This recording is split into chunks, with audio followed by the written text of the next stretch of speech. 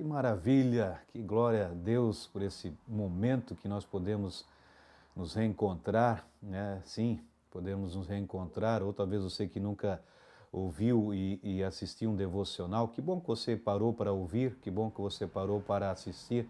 Com certeza, uma palavra que não é a palavra do pastor Roberto, mas é a palavra de Deus, uma palavra viva, eficaz, uma palavra que fará maravilhas, fará a diferença na sua vida. E hoje queremos conversar sobre salvo no momento final da sua vida. Esse é o título que eu quero deixar nesse devocional, salvo no momento final da sua vida. Eu quero ler um texto que se encontra no livro de Isaías, capítulo 55, versículo 6, e diz assim: busquem o Senhor enquanto é possível achá-lo. Clamem por ele enquanto está perto. Busquem o Senhor enquanto é possível. Sim, possível achá-lo. Clamem por ele enquanto está perto. Eu quero falar um pouco de um cenário, mesmo que a gente não esteja vivendo agora, né, o período da Páscoa, sexta-feira, que antecedia, né, ou seja, a Páscoa, mas algo que é interessante que aconteceu ali quando Jesus Cristo, né, ele estava prestes a ser crucificado. Talvez você conheça a história, eu creio que sim, né, mas quando ele foi crucificado, quando ele foi pregado naquela cruz, junto com ele tinham mais duas pessoas, uma do lado direito, uma do lado esquerdo, né, duas pessoas que foram condenadas pelos seus crimes que haviam cometido. E então no centro estava Jesus, direita e esquerda dois ladrões, duas pessoas que estavam ali, era a pena, né, que eles estavam cumprindo, ou seja, com a morte deles por causa dos crimes deles.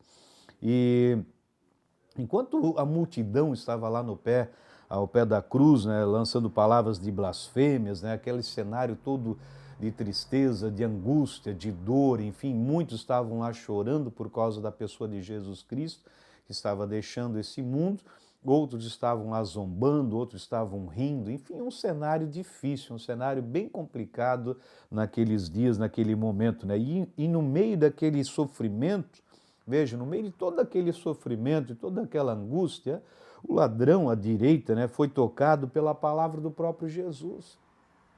Veja, ele estava lá também pregado naquela cruz, mas ele foi tocado. Veja, tinha um ladrão do lado esquerdo de Jesus, o outro do lado direito. Todos dois ouviram a fala de Jesus, todos dois tiveram oportunidades de crer em Jesus Cristo. Todos dois tiveram ouvidos abertos para ouvir aquilo que Jesus estava falando, olhos para ver o que estava acontecendo. Eles tiveram a mesma oportunidade, porque Deus, ele é um Deus justo, é um Deus perfeito, ele não quer que todos, ou seja, ele não quer que ninguém se perca nesse mundo. Muitos acham, pastor, Deus eu acho que não está nem aí comigo. Como que não está nem aí com você? Ele entregou a vida do melhor, do filho unigênito, do único que ele tinha, para morrer naquela cruz. E ali naquele cenário, tinha duas pessoas que estavam em duas, também estavam um ao lado direito, ao lado esquerdo, duas pessoas que estavam ali porque cometeram crimes, todos dois tiveram oportunidade. Agora veja a diferença. Veja a diferença, se você for ler em Lucas capítulo 23, versículo 42, 43, você vai ler lá, não quero agora nesse momento ler, mas você pode estar lendo aí na sua casa. Veja que um deles, o do lado direito, reconhece que ele era pecador. Ele reconheceu as suas falhas, ele reconheceu os seus erros, ele reconheceu que ele havia falhado e que buscou e viu que Jesus poderia fazer algo que mudasse o destino dele naquele instante.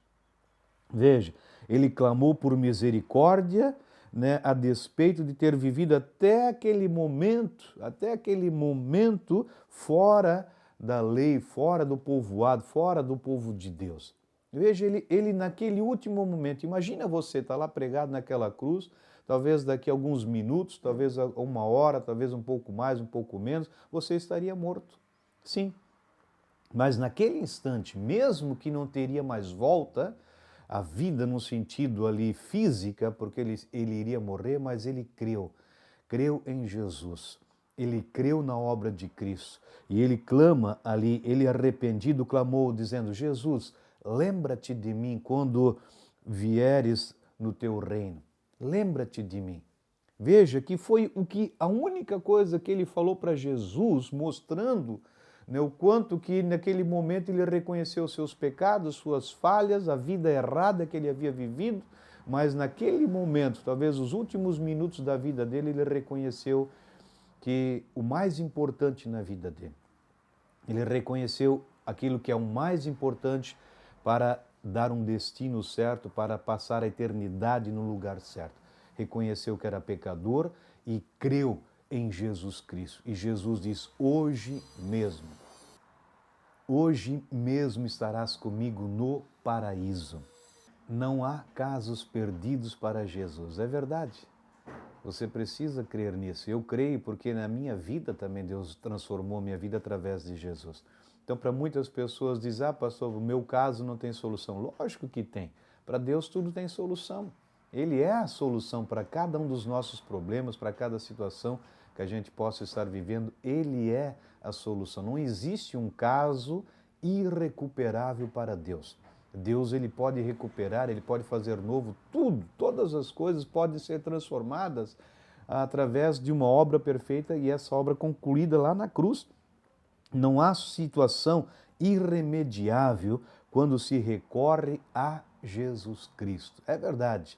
Não existe uma situação, ouça, determine isso no seu coração, não há uma situação irremediável que quando se recorre ao Salvador, quando se recorre à pessoa certa, quando se recorre àquele que morreu, aquele que se entregou, aquele que ressuscitou, aquele que está vivo, e tudo isso em prol da minha vida e em prol da sua vida.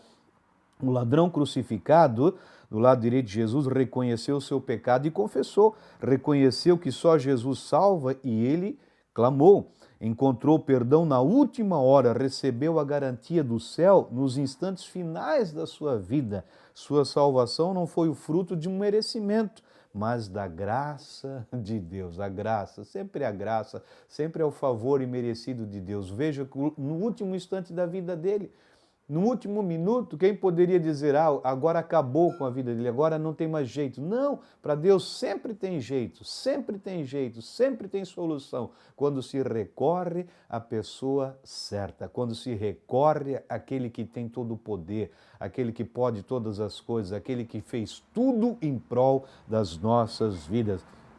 O paraíso de Deus lhe foi dado não porque ele mereceu, por suas obras, mas porque foi um presente imerecido. A graça sempre é maior que o pecado. Glória a Deus por isso. A graça. Por que a graça sempre é maior que o pecado? Porque a graça é uma pessoa, a graça é Jesus Cristo. O favor imerecido sempre é maior, porque ele morreu e ele venceu o pecado. Nada é maior do que Deus, nada é maior que Jesus.